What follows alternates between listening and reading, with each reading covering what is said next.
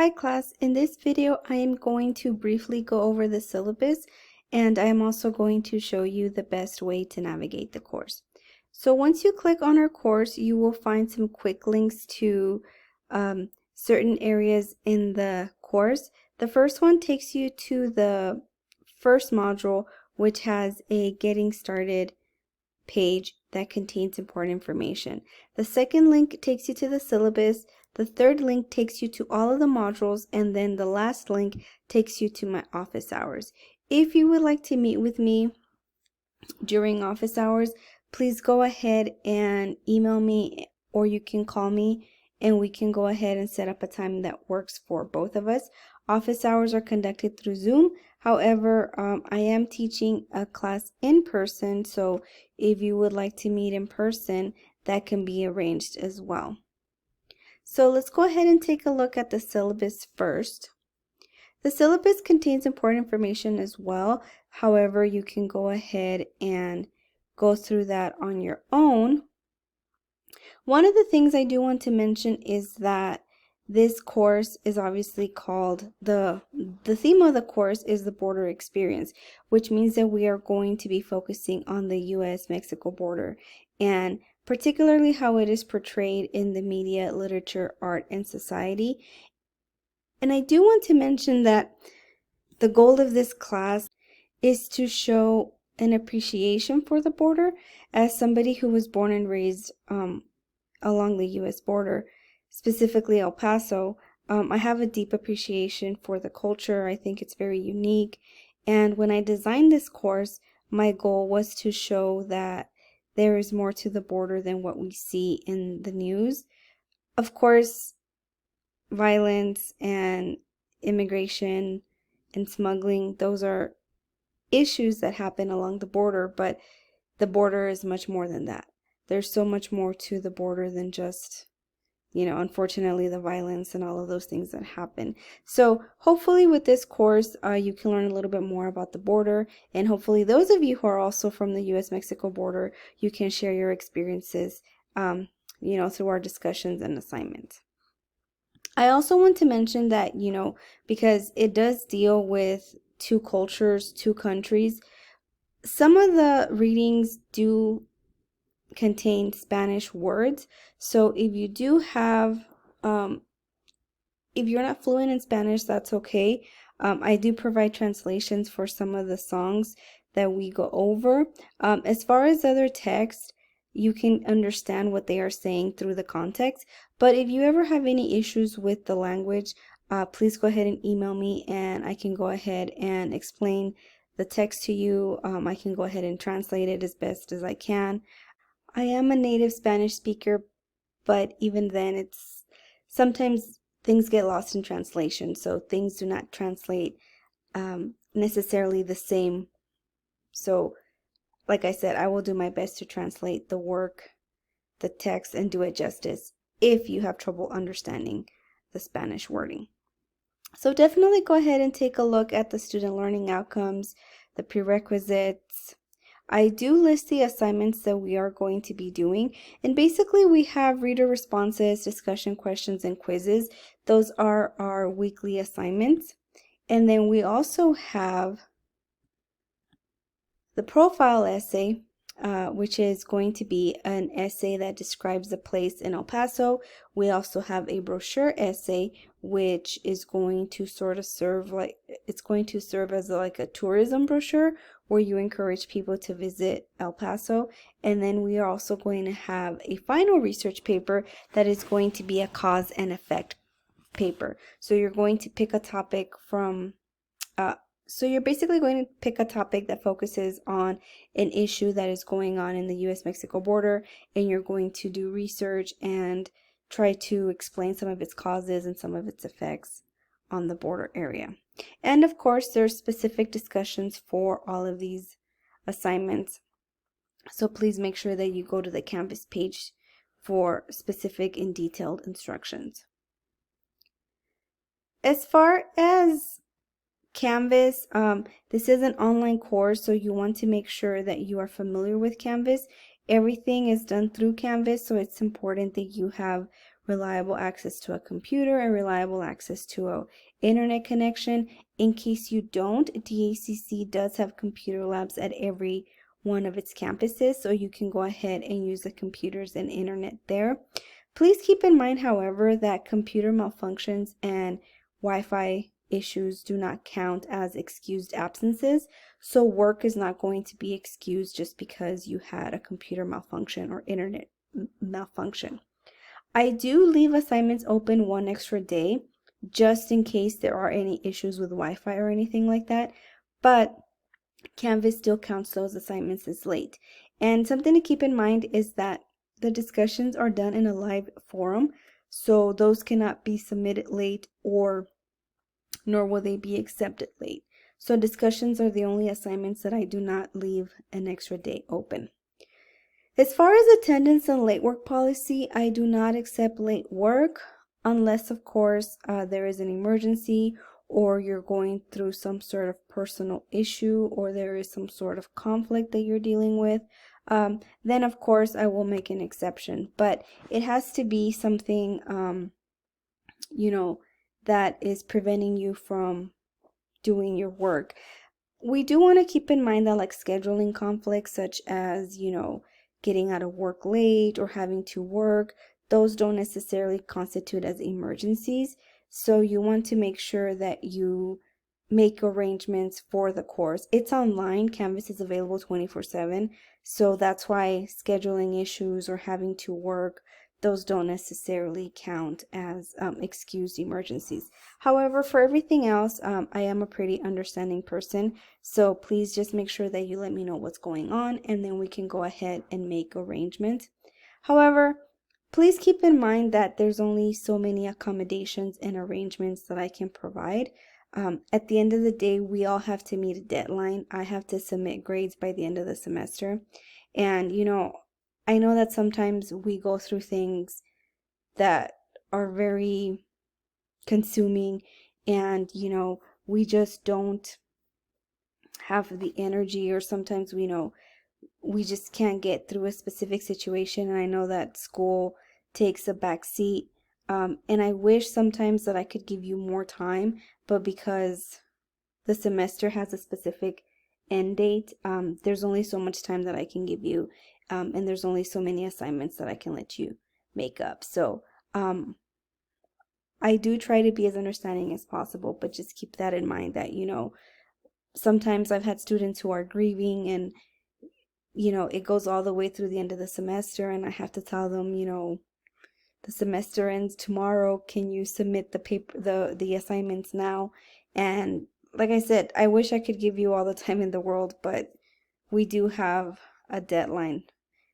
The semester ends on a specific date. So because of that, like I said, I will try to work with you as closely as I can and provide accommodations if there is something going on that's serious or if there's an emergency. But at the end of the day, there's only so much that I can do.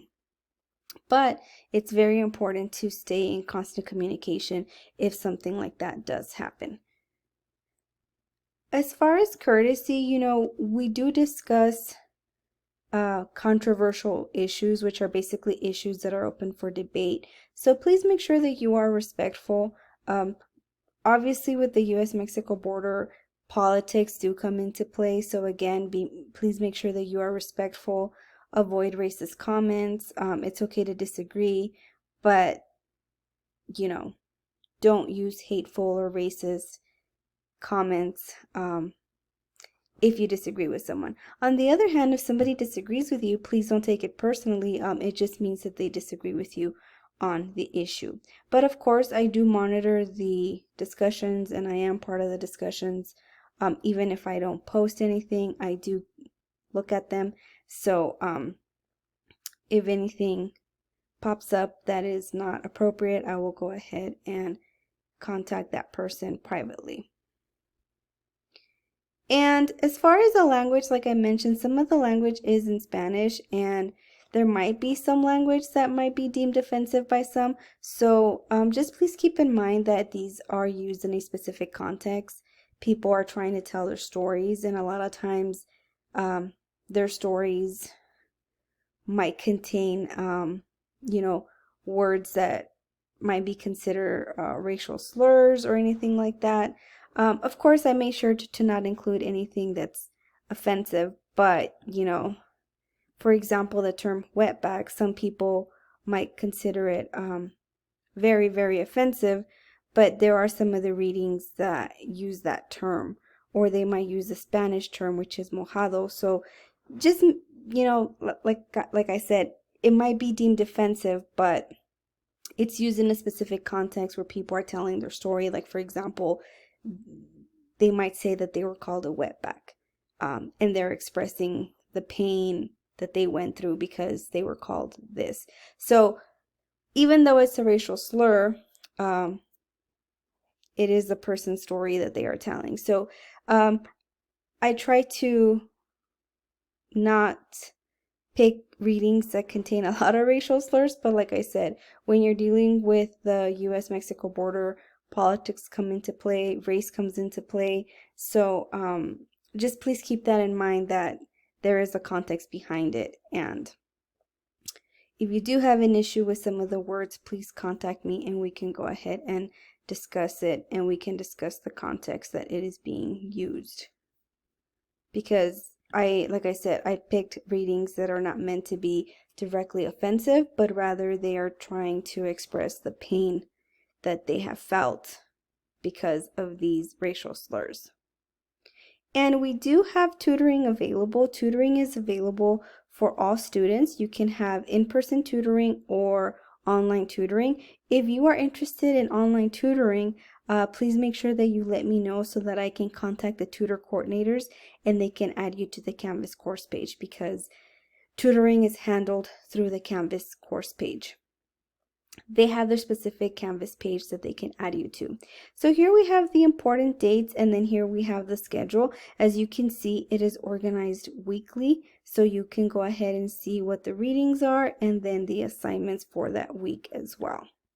So this is our syllabus. Like I said, make sure that you read it and you go through it a little bit more carefully. I suggest that you look at the syllabus weekly, just so that you know what we are doing that week. And then also make sure that you look at the modules, because the modules are also organized weekly. So they match the syllabus. So they have the readings and then they have the assignments. So these are all the readings for that week, and then the assignment we have due. The readings and then the assignments. Obviously, like for example, the profile essay is not due on week 3, but this is when I'm assigning it. So that's when you should read the instructions to get started. And then, like I said, the readings and then the assignments. So the syllabus and the module are the best way to navigate the course, because they are organized according to the syllabus and week by week. However, I realize that some people might find this a bit overwhelming because it's 16 weeks and it might be a lot of information. So because of that, I do post weekly announcements, and I post an announcement every Monday where I provide an overview of the week. So I basically go over what we're doing for that week, what you have to read, and what assignments are due. So this is sort of like to stay focused on that week. So if you prefer that, make sure you read the announcements every week, just so that you know what we are doing for that specific week.